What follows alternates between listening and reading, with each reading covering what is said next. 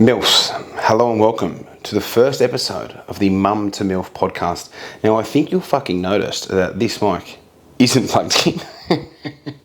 I'm purely using it for theatrics, so jump on board, get excited for the world's most controversial, no bullshit, sugar-free podcast you're going to listen to in a hot fucking minute. We're going to pump these out every month. I still don't know why I'm speaking into this mic like it's working. That's the little guy. That's working.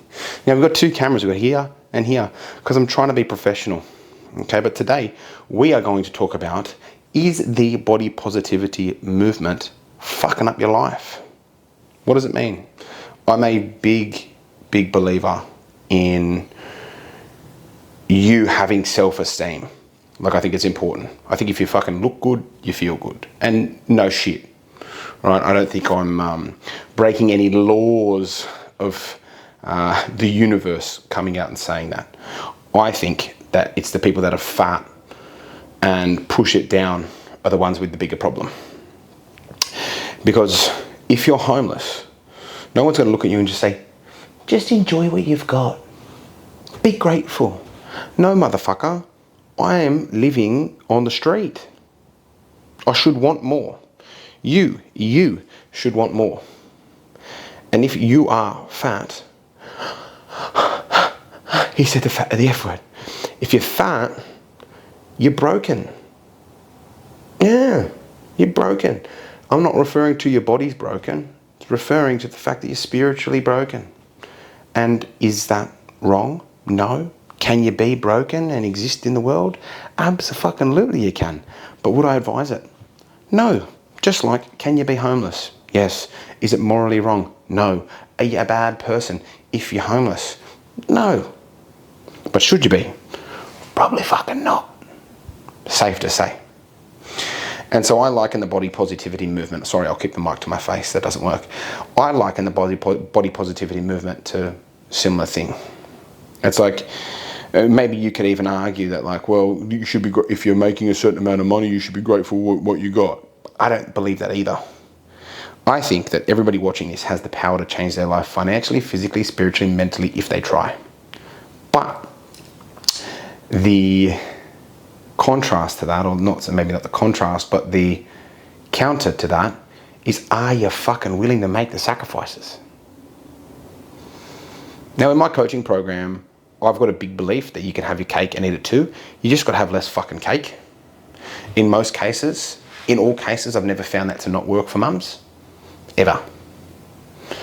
Because the truth is, no coach, myself included, will be able to undo 30, 40, 50 years of nutritional conditioning.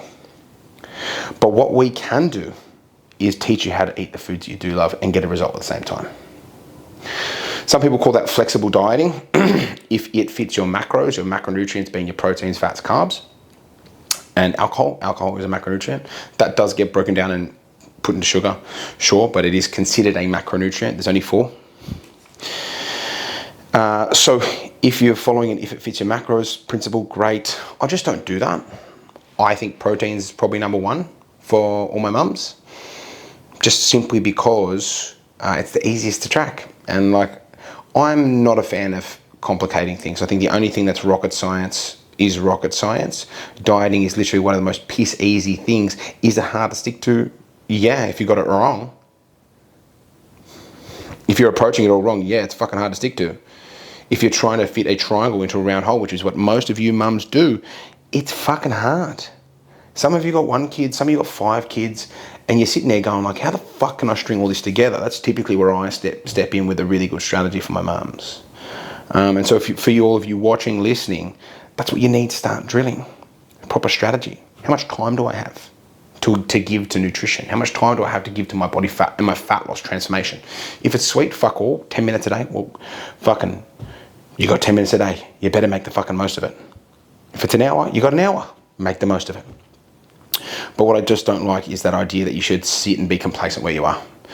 I'm a big believer that if you're not growing, you're dying. Everyone says if you're not growing, you're shrinking. I think if you're not growing, you're dying. I can think of times where in my life where I just got complacent. every time I bought my own bullshit, guess what? I got fat. I have been fat more times than I'd like to say too. So I'm not coming from a place of like, oh, I've had a six-pack my whole fucking life and I've been an athlete. No. I was fat as a 16-year-old boy, troubled, riddled with anxiety. Food was my only outlet to reduce stress until I found drugs. Drugs was also a really good one. Loved drugs. They were great. Not for my health or my psychology, but to avoid pain, which, you know, fuck. If you're living a life, sometimes you got to roll with the knocks, and sometimes the knocks are self-inflicted. Now, beautiful thing for me, I'm 6 months sober from any and all substances, which I'm very grateful for. Put a lot of work in. But food was oftentimes a big crutch of mine. And it has been for many, many years. The way I overcame it was understanding that I can have the food I love and still lose weight. A lot of you out there are thinking, well, it needs to be all or nothing. And then so you go, well, I can't lose fat. I'm a fuck up. I'm fucking broken. So I better just accept myself for how I am. It's a weak mentality. Piss weak. And is it okay to be weak? Yes. I think a lot of mums really struggle with the idea of being called out for their shit. If you're fat, oh, I'm not fat, I'm fucking big boned, it's my hormones. No. If you're broke, you're broke. If you're fat, you're fat. If you're ugly, you're ugly. Is it morally bad? No. Are you a bad person if you're butt ugly? No. Are you a bad person if you're broke? No. Okay? Just call a spade a spade. Because once you identify that there is a problem, you can fix the problem. But if you parade around going body positivity, let's be positive about something that fucking sucks, enjoy that. Because I can guarantee 100% of those women are sitting there buying their own bullshit every step of the way. Every step. And it sucks. Sucks to listen to, sucks to see, because so many women out there are destined for so much more, yet they don't choose it. So many more. And it genuinely breaks my heart when I see it. Because I'll get on calls with girls all the time and they could be 130 kilos. They don't jump into my program because they're hesitant. Maybe it's the first time they've reached out to a coach and they're like, hey dude, I need some support, I'm fat, help.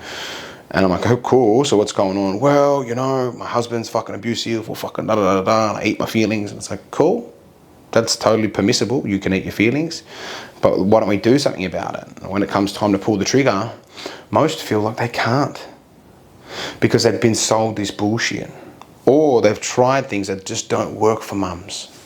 And that's the most heartbreaking part, is that you're all, every single one of you that watches this and tunes into this fucking thing, I want you to know that you are capable of so much more, but you've got to fucking choose it. You have to choose it. If you don't choose you, you choose everything else. Yeah? Sitting on the fence is a fucking choice. This is what most people don't want to look in the mirror and see. It's a fucking choice. And again, I always contrast with this, is if you want to live the life that you want to live, that's fine. Live it, be fat, go for gold. But don't expect great things to happen. Unless you're like a fucking Gina Reinhardt and you've got millions of dollars, billions of dollars, but she doesn't look happy to me. She looks like fucking Jabba the Hutt, reincarnate. Like just money, money, money, money, money. Like fuck all that, right? I wouldn't want to be the rich male version of that too. I'd rather be, you know, less financially well off and fit and healthy than have a shitload of money and be spiritually fucking broken and just fucking a human consumption machine. That's not what I want my existence to be. I think for a lot of people, mums who are really stuck and they don't know a way out, that's what they become. It's heartbreaking. I wish I could reach out and help every single one of them. That's what I try and do with my Instagram page, YouTube, all that sort of shit. But, you know, you can only sit on your soapbox so often. You can only reach the right people, and that's why I'm really no bullshit, because I think genuinely a lot of mums get fucking lied to on a daily basis. I don't want to be one of those. I don't lie to my missus. I don't lie to other women. I'm not going to start lying to you either. I don't lie to other men, because I think the more you get comfortable in your own skin and calling shit how it sees it, the easier life gets. My life's great. A very fucking good life. But only because I started chipping away at all the shit that mattered and started looking in the mirror. And every time shit was going wrong, I looked in the mirror. You are the ultimate accountability machine if you want to be.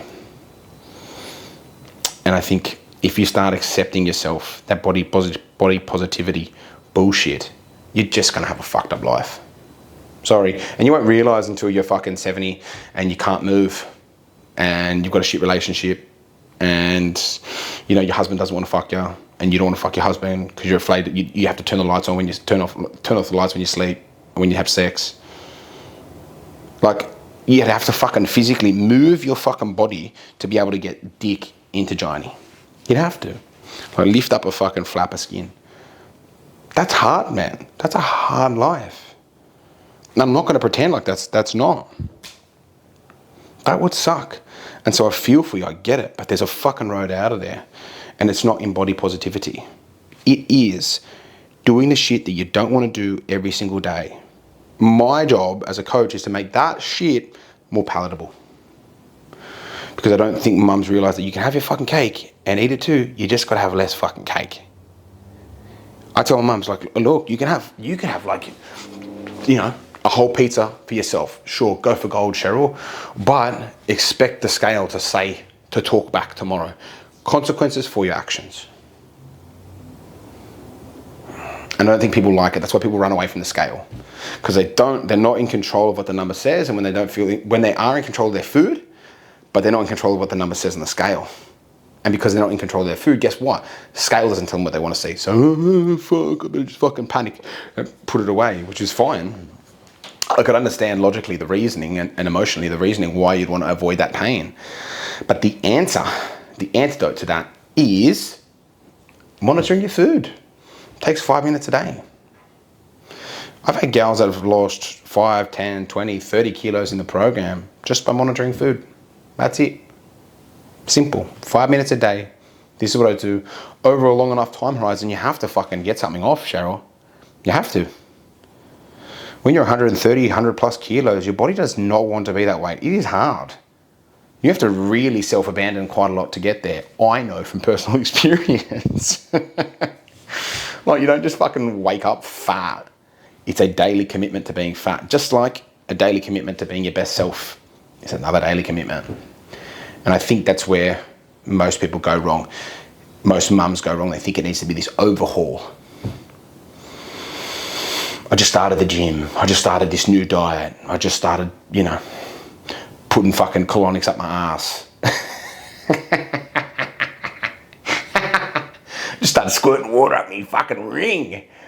You know? That's going to solve the problem. Fuck no, dude. The answer lies in the most simple shit you could do. It's just most people fucking don't think so. They want the whiz-bang shit. It just doesn't work. Never seen it work. Never going to see it work. I've dealt with more mums than I care to admit who have had lap band surgery come to me and go like, hey, I'm still got a problem. $5,000, $10,000, $20,000 spent and you still got a problem. All because you didn't want to confront the big scary monster that was daily accountability. Or maybe you didn't have access to the right coach. Yours truly. But there's a way around it. It just doesn't come packaged up the way you like. And hard, I'm going to tell you now for free, hard never comes up the way you package the way you like it. I'll tell you a little story. 15 months ago, I had split with my partner at the time. We were living together. And my gym was doing okay. I think we were turning over like $25,000 a month, which is good money, but after fees, turns out it was fucking Buckley's. I was left with like $1,000 a week, which is crazy. Working like 4:30 a.m. to 8:30 p.m. Bonkers. But I thought I was doing okay. Fucking 60 members. But I was broken, you know, and so like I was losing weight, I was getting in shape and I was doing all that fucking good shit. But I was shattered, and I realised like I was constantly dipping one toe, dipping one out, and I was just always felt like I was in flux. I never felt consistent until I got on my knees crying and prayed to God. I just said, fucking, can someone help me? Give me the challenges I need to have in order to lose fat, or not lose fat, sorry, in order to become the man that I want to become. Give me that. Fucking give me the hard shit. Fucking now. You know, put me in the fire so I can come out something better. Next day, I lost 8 clients in a 24-hour period. That is around $900 a week. Gone. $4,000 a month. Gone. Ta-ta. I lost 20 clients that month. 20. $2,000 a week, $8,000 a month. Fucking gone for my business. Still had to pay rent. Still had to feed myself. Still had to advertise for the business. Still had to run all the sessions. Still had to do everything. And fucking gonskis.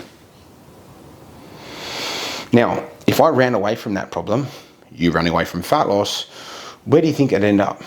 Sweet fucking nowhere. What did I do? Went straight into problem solving mode. Okay? How can I pivot and do this? Is the gym what I need? No, it fucking wasn't. I shut that shit down within 3 months, closed up the business, gone, moved online. That's why you're seeing me now in front of you. I leaned into the hard shit, right? And then moved overseas. That was a shit show. Came back defeated. Shit show. 15 months later, in the best shape I've ever been in my life, helping a community of over 100 mums now to transform and become better versions of themselves. 15 months later, best shape I've ever been in, training every day, walking every day, eating really healthy, living lean, great relationship, money in the bank, great home, podcast room, all because I respected the difficulty that it was going to take for me to get there. And I lent into it being hard. I said, this is going to be a shit show, but I am willing to go through the fire to accept what comes next to get what I want to get to. And most people aren't willing to make that sacrifice. Now, do you need to go and support and coach 100 mums? No, you don't. You just want to lose 10 kilos, which is pretty fucking easy done.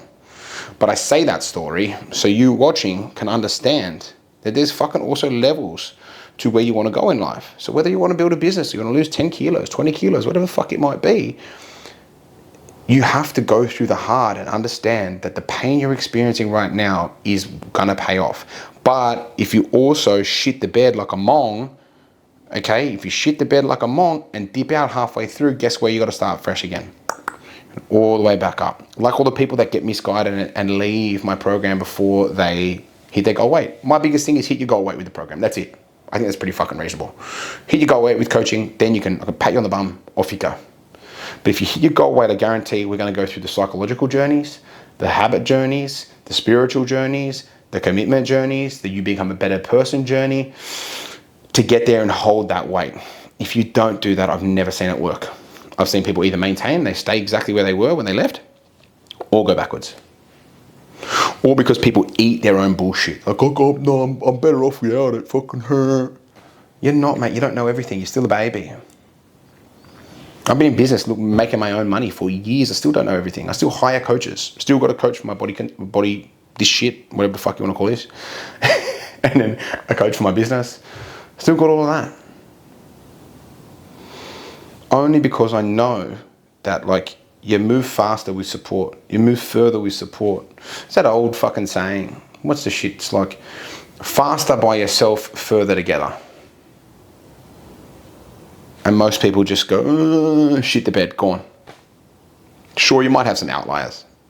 Always is the case. But by and large, if you shit the bed, you've got to go all the way back to the start. All the way back to the start. And it's not just a spiritual start, it's a physical start, it's a mental start. And it just takes so long when you could have been there already if you didn't quit. And that's where most people struggle. That's where most of you mums listening and watching this struggle the most, is you quit. A lot of you think it's self-sabotage. I'll let you in this little fucking trade secret for free. A lot of you call me and you go, hey, it's self-sabotage. I'm a self-sabotager. No, you're not. You just picked a shitty strategy from the start, so you're doomed to not do it. It's like saying yes to, like, let's say you got 2 kids, family commitments, and your new job requires you to work 70 hours a week. Could you do it for a week? Maybe. Could you do it for 2? Maybe. Could you do it for a year? Fuck no. And that's what you're like with your fat loss. You go, I'll do it all. I can do a challenge which involves 5 days a week of training, bottoming out my nutrition, following a rigid plan, which I've never done before and would hate to do for the rest of my life. I'll do that for 8 weeks and hoping that it'll change my life. Of course not. It's never going to change your life, ever, because it's temporary. And if you're looking for temporary fixes and temporary ways to solve a problem, you're going to get a temporary solution. If you understand that you have to go through shit, I'm talking fucking caca, absolute shit, to get to where you want to get to.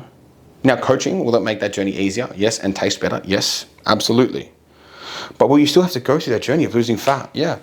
And seeing the scale jump up once a month because you're on your period, or let's say perimenopause or whatever, you will have to see that scale, not tell you what you want to see, but is becoming the person that can endure not being told the good news and not fucking, no, gonna have a little fucking tantrum. It's the people that can go through and not have a little fucking tantrum that are people that are going to win. If you want to have a little hissy fit, if you want to throw your babies fucking your toys out of the crate, you can. But guess where you're going to start up? Back to fucking square one. All over again. And your life, you watching, your life could be like that. For your entire life, for your entire fucking existence, this could be it. That sounds like a prison sentence to me. Me personally, I'd rather get in shape and just be hot as fuck for the rest of my life. Thanks. That sounds like a good deal. I'd rather go through the discomfort of scales jumping up, of not hitting my targets or whatever, but staying stuck with the fucking program than not. Nothing good comes out of quitting. I've never found someone once that's like, oh yeah, I'm really glad I quit. What?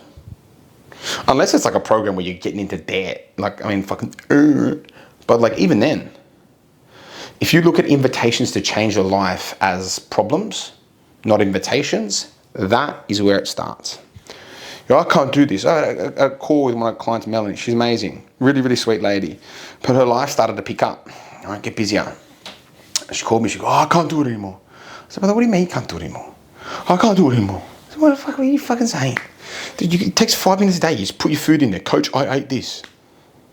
Everyone can do that. Chances are, if you're watching right now, you've just burnt through 20 minutes watching this shit. So you definitely can do it. And it's all an up top job. It is all something that starts on the inside that most people don't understand is fixable. It's fixable though through consistency and commitment. And so what I make all my gals do is just start with a really, really low level of difficulty and start ticking boxes. You feel better, more self-esteem, everything fucking rocks and rolls, baby. 5-10 kilos off first couple of months. Beauty. Do you think you're going to feel worse for losing 5 to 10 kilos in a couple of months and eating cake, pad thais and shit, having wines with your girlfriends? I would hazard a guess that no, you'd feel great. Because we want to rewrite this story for mums, because so many of you have been bullshitted to that you need an 8-week thing that's going to solve a 10-year problem. You don't need a fucking 8-year thing to solve a 10-year problem. You need a fucking 1-year solution to a 10-year problem. Sorry, but that's the truth. I've been doing this for 13 years. I've been on my own journey for 17. I've never known it to work any other way. And also, I'm a fucking gun. I know my shit. I'm not just some pleb that picked up a microphone, even though this doesn't work. You know, fucking technical difficulties, pardon me. But I'm not some fucking monkey. I've been doing this for a long time. It's put me in this fucking nice house. It's built me a community of 23,000 followers. Because I know my shit. So I'm telling you this because I want you to be able to fix your life so bad. I want the best for you, your kids, your husband, if you got one. Because you deserve better as a mum. You shouldn't settle for shit. That's why I hate body positivity. Because it coaches and tells women, it tells mums that they should settle for less. And just as someone that doesn't like that, doesn't like seeing women settle for less, it breaks my heart. Yeah, it really does. Because nobody believes it. You know in your gut's a lie. It's like if you're fucking up and drinking a bottle of wine, and if you go to your alcoholic friends, they'll go, oh yeah, no, I had 2. And you go, oh, not that bad. Fuck yeah, rock and roll. But if you go to fucking Suzanne down the street, who's never drunk in the last year, 10 years with a husband that seems really happy and they've got a functional, amazing relationship, you go, oh fuck, I don't want to be like them. They're fucking boring. It's because you've got shit standards. Shit standards. Now, I'm not here to judge, but if you want to have a good life, I'm going to go with the person that's sober and has a healthy, thriving relationship where every day is consistent versus the person that's drinking 2 bottles a day, 2 bottles a week just to cope with their life. Are you a bad person because you drink? No. But should you use coping mechanisms to cope? No. It's not good. Not good for your spirit, not good for your body, not good for your mind, not good for your loved ones. Tell you that for free. But everybody would love to cope and tell you that it is. Living a life that's clean and sober and away from coping mechanisms is a fucking great life. It's consistent, it's fulfilling. Does it have the highs and lows of other life? No. But fuck me, consistency is nice. I'll tell you that much for free. Waking up, no hangover, boom, boom, boom, boom. Go to the gym every single day, boom, boom, boom. Go for a walk every single day, fucking good. Get some sun on your skin, fuck yeah. You feel vibrant, you feel alive. And that's the standard that you girls should strive towards, becoming 1% better. Do you have to get sober tomorrow? No, I don't need you to. But I'm just here to highlight the damaging things that you're probably doing in your life you don't even realize. And that's why I don't like the body positivity movement. Because it teaches you and tells you that complacency is fine. And I just don't believe that for women. I don't think for a minute that you should settle for less than the best. Yeah, that's what I think. I saw this thing the other day. It was FatCon. It was called FatCon. Fucking hell. I was like, you've got to be, you surely. It was American, obviously, like fucking, You know, I was born in America, so shout out to all my fellow countrymen. But they're like, welcome to FatCon. And it's these little Jabba the Hutt fucking things, just like, just celebrating being disgusting. And I'm not calling fat people disgusting, I'm calling the act of overeating and self-abandoning disgusting. Because it is. I've done it and it was disgusting internally. I didn't feel good about it. I don't think anybody who self-abandons feels good about it. I'll tell you that much for free. So in that way it's disgusting. Are people disgusting? No. But is the behavior disgusting? Yes. Sorry, just my belief. If that pisses you off, I really don't give two fucks. But yeah, welcome to FatCon. What we're doing here is celebrating being fat and not fitting into clothes and not having, being out of breath when we walk upstairs and pumping ourselves up with a false sense of confidence. Welcome to FatCon. Like, grow up. Grow up. It's ridiculous. Like, that's not what adults do. I don't think enough people pull adults up either. Like, how many adults do you know that are like fucking 50 and still act like children? It's fucking wild. Yeah, I grew up with parents that were children. And fuck me. It just led to shit. Absolute caca. Years of therapy and shitty interactions with existence as I plogged along and built things up. Fuck, there was so much of this. And I just wouldn't wish that on my worst enemy. Did it make me my best self? Fuck yeah, it did. It absolutely did. So should I be grateful for it? Probably in a sense. But also, I don't know if I'd wish that on my worst enemy, to be fair. Yeah, feeling like your own worst enemy and you don't know what's causing it and why you're the way you are is pretty jacked up, I'd say. But yeah, I think that's all I've got, to be fair. This has been the Mum to MILF podcast. You've been great. I've been Adriano. What you can expect, if you're interested in coaching and you want a no bullshit approach, you want a coach that actually gives a fuck about you and your results, link is in the bio in my Instagram, TikTok, YouTube, I think too. I'll pop it in the link below in Spotify as well. Check out all those if you haven't already. Obviously, this is a bit more unfiltered than the rest of my shit. Instagram is very polished, but this is just a place where I'm just going to talk about how to go from mum to MILF, essentially, and different themes and different things. We're going to have some that are heavy in strategy, some that are heavy in topics, just like today. And I think it's going to be a really, really fun weekly thing that I put out so that you gals, you can benefit from me having verbal diarrhea and talking about certain things that I care about at length, because I want the best for you mums, genuinely. I want you all to be thriving. I don't want you to be settling for absolute shit in your lives. I want you to be the best versions of yourself that you can be. So I'm hoping that this podcast is just another arm of my services that'll allow you to do that. And hopefully you decide to pay me for coaching at some stage, because I like money and I like my job. And more money, more clients, more impact is always great. So if you're feeling like you want to change your life, I specialize in helping mum lose 8+ kilos in 16 weeks without dietary restrictions, cardio or complexity. If that sounds good to you, links in the bio. Otherwise, hope you have a great fucking day. Hope you're one step ahead, further ahead to becoming a MILF, mum in love with fitness. To all you fucking Karens out there watching, they're going to have a conniption about this podcast. You guys are going to absolutely hate me. All the Karens hate it. All the straight shooters are going to love it. Anyway, that's enough of me talking into my fake microphone. That's here. Hope you have a great day. Enjoy yourself. Happy Easter as well. And fucking yalla bye.